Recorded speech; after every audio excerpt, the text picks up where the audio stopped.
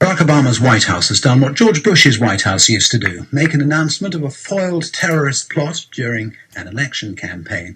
There will be some who are sceptical about the timing of the plot announcement and will note that even the White House says nobody was actually in danger from the latest version of the underpants bomb. But it does look as if an upgraded version of that bomb that failed in 2009, could have been a serious threat. The device apparently was seized in Yemen and is thought to have been built by Al-Qaeda in the Arabian Peninsula, the offshoot of the larger group. But why? What, if anything, are their political aims? How best can they be combated? How can they be defeated? We'll hear from an expert in a moment. But first, Mike Scheuer is a former head of the CIA unit that tracked Osama bin Laden.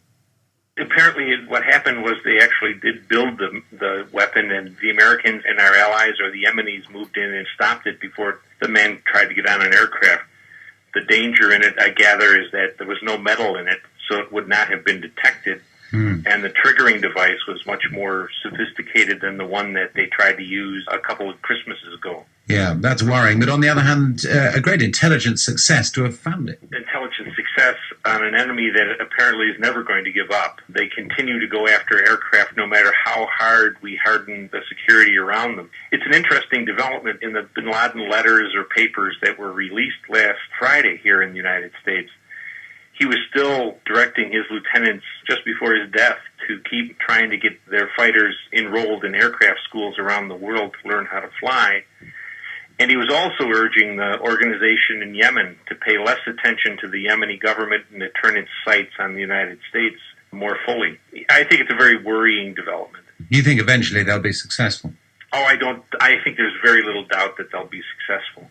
They're a very talented organization. We tend to look at them with their beards and their turbans and that kind of thing and think that they're just a raggedy bunch of folks. And we're specifically talking here about Al-Qaeda in the Arabian Peninsula, this group that is based in Yemen. Yes, as I understand it, that's correct. They draw on, of course, a lot of talented people that come out of Saudi Arabia as well as Yemen. And they seem to have fairly good leadership, although they killed one of the leaders yesterday or Sunday. And it is a great problem for us. Well, that was Mike Scheuer, formerly of the Osama bin Laden monitoring group of the CIA, the group that tracked his whereabouts. Dr. Alia Brahimi is a research fellow at the London School of Economics and is an expert in Al-Qaeda in the Arabian Peninsula and is here. Good morning to you. Good morning. What aims do they have? Well, I think it's important to note that they are very much the creatures of Osama bin Laden specifically. They've internalized his instructions and they're trying to channel the original spirit of the organization to go back to basics and to start hitting Western targets again. So they're very much embodying organizational learning. They're learning from the mistakes in Iraq. They're learning from the strategic messages sent to them by bin Laden, which were often ignored in Iraq and in Pakistan.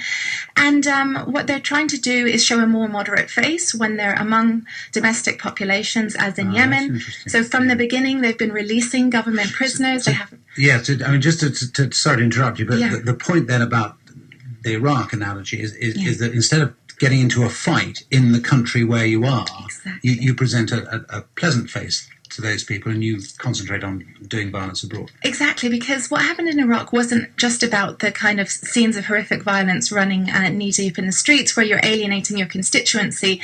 Al-Qaeda's central leadership sees this actually as a distraction, and it's actually the reason why they've been suffering strategic defeat. They lost sight of the real enemy, and so they were alienating the very constituency that they were supposed to be attracting to their cause, Muslim civilians, but also Muslim civilians have been their primary targets overwhelmingly in all Al-Qaeda-related violence across the world.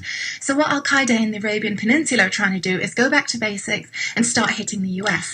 And what the US has done so far is hit them with drones, which has had some success, hasn't it, with killing senior leaders, but plainly isn't enough. Exactly. They've certainly had some successes, and the US, it should be mentioned, are now helping the Yemeni government actively with equipment and training to go after Al-Qaeda in Yemen. And is that still on? Is that relationship still on? Because we used to hear a lot about Yemen, and now it's all gone rather quiet. I mean, what is the balance of power in Yemen at the moment? Are there people with whom America and the wider Western world can do business? Well, probably more so than under Saleh, who may have been turning the tap on and off, kind of politically. But here they see an opportunity to really go after Al-Qaeda in Yemen, which have made significant gains lately. They've taken vast territories in the south.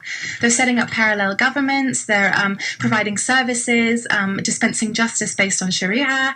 And at the same time, Al-Qaeda in Yemen, as I've been trying to point out, is very much at the spearhead of reorientating the jihad back to the west. So if they're going to do something more than the drone strikes, I mean, they're plainly not going to put boots on the ground, are they? But you think there are, I mean, presumably part of it is money, at least. There are things that can be done that can bolster forces that attack Al-Qaeda in the Arabian Peninsula in Yemen, and that can do them damage. Oh, definitely. And I think that the ace in the hole for Al-Qaeda generally, but specifically this very intelligent branch in Yemen, is the Muslim population in the West, right? So all this English language Al-Qaeda propaganda that we've been hearing has come from Yemen. Anwar al-Awlaki, that sort of native English speaker, very charismatic, very political in his sermons. He was killed recently. And they're trying to make the point, which they have been doing in the last few days, his message lives on. And so they're saying you can keep going after our leadership, you can keep decimating us, and drone strikes have increased. But they're making a counterpoint to the drone strikes, saying we're alive and well, we're innovative, we can think outside the box. And actually 2 of the 5 most wanted Al-Qaeda members at the moment are from Al-Qaeda in the Arabian Peninsula. Their leader, but also their chief bomb maker. So they feel they've got a lot of cards up their sleeves, and this is what this latest attempt is all about.